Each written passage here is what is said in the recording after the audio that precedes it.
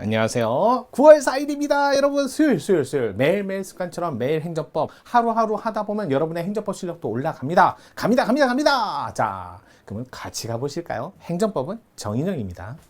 자, 볼게요. 24년 군번 7급 문제인데요. 사례 문제처럼 돼 있어요. 확인 문제나 이해 문제가 아니라 사례 문제는요. 정확한 판례를 어떤 식으로 구성을 했는지 또는 여러분이 알고 있는 저 행정법 지식을 여기다 어떻게 도입을 할지. 자, 기본적으로 사례를 보면서 갑이 뭐다 뭐를 했다. 이게 아니라 이 사례가 무슨 문제다라는 걸 찾는 게 더 중요합니다. 그걸 찾고 나서 문제를 푸셔야지. 그냥 사례 문제로서 갑은 시간, 천후 이런 관계를 정해서 문제를 풀라는 건 아니에요.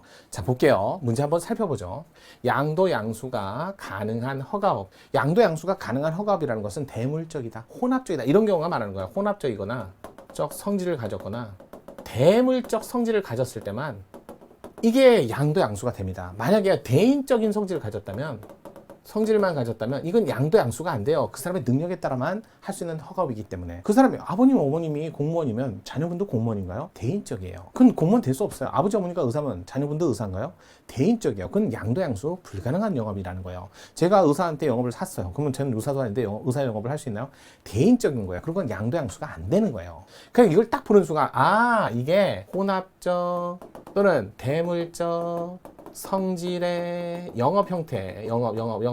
이거는 별도의 법이 없어도 승계가 됩니다. 하자, 승계도 되고, 사유, 승계 이런 것도 돼요. 사유도 승계되고 하자도 승계되고. 그러다 보니까 이게 다 승계되니까 만약에 승계됐을 때는 전에 있던 하자를 그대로 가져올 수 있다는 거예요. 그럼 싸워야죠. 그럼 전에 있던 걸 그대로 가져왔으니까 싸울 수 있는데, 한데 이 하자가 만약에 이게 하자가 무효다라고 할 때는 당연 승계, 당연히 언제나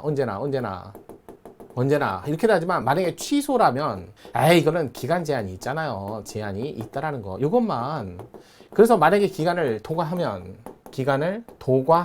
그러면 요게 생기잖아요. 불가쟁력이 생겨서 더 이상 다툴 수 없는 경우가 생긴다는 거예요. 그럼 다툴 수 없다는 게 행정쟁송을 할 수 없다는 뜻이고, 하지만 무효는 당연히 언제나 할 수 있기 때문에 쟁송을 할 수 있어요. 저 행정쟁송을 못한다 해서 국가배상 못하나요?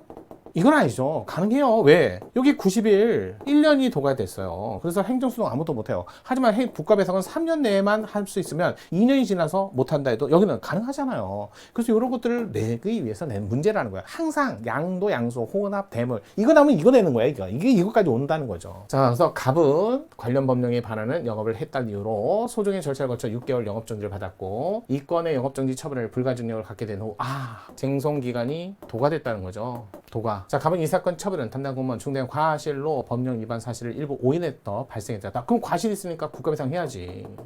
그러면 요게 항상 이렇게 나온다니까요. 쟁송기간이 도과됐다 해서 국가배상을 못하는 건 아니에요. 왜? 91년이 도과됐지만 3년 아직 도과되지 않았으면 손해배상 할 수 있죠. 취소에 흠이 있다는 사실을 우연히 알게 되었다. 이에 관련된 현행법제상 판례상 구제 절차 또는 구제 방안을 만들어봐라, 보제 방안을 생각해봐라, 적절하지 않은 거예요. 여기는 객관식을 이렇게 준 거예요. 1번 양도 양수가 가능한 허가업에는 대물 허가와 혼합 허가가 있고, 맞죠? 이런 허가업에 대한 행정청의 제재 처분은 특별한 사유가 없는 한 양수인에게 포괄적으로 승계가 되기도 합니다. 넘어간다니까요.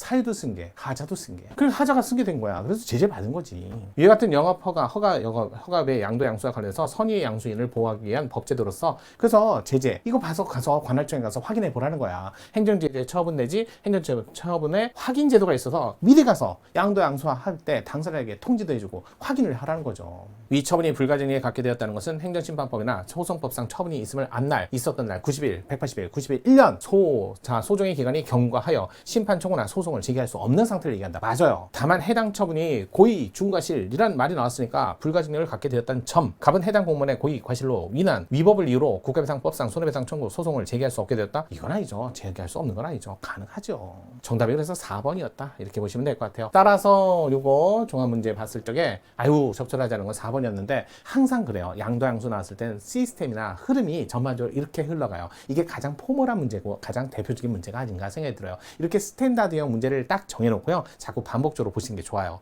양도 양수, 혼합적, 대물적, 그 다음에 중대한 과실 나오면 이거 손해배상까지 물었구나. 이런 문제를 내기 위해서 시스템을 구성하는 거예요. 이렇게 정리를 하시면서 자꾸 사례 문제를 접하신다면 어렵지 않습니다. 잘 따라가시면 돼요. 자, 이렇게 리딩 사례 같은 문제를 잘 정리해갖고 내 재산으로 만드세요. 오늘도 매일매일 습관처럼 매일 행정법 정리형이었습니다.